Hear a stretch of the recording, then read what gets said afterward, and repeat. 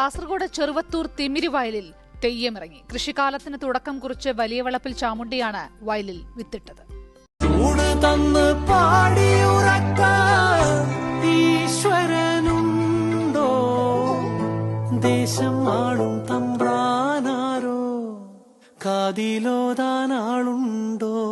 ചെമ്പട്ടും കുരുത്തോല തിരുമുടിയും അണിഞ്ഞ തെയ്യം വലിയ വളപ്പിൽ ചാമുണ്ടിയാണ്.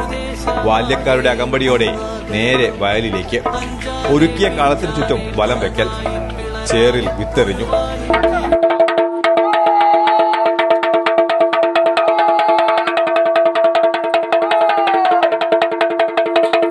ചാമുണ്ടി വിത്ത് വിതച്ച ശേഷമാണ് കർഷകർ കൃഷി ഇറക്കുക. പതിറ്റാണ്ടുകളായുള്ള ആചാരം.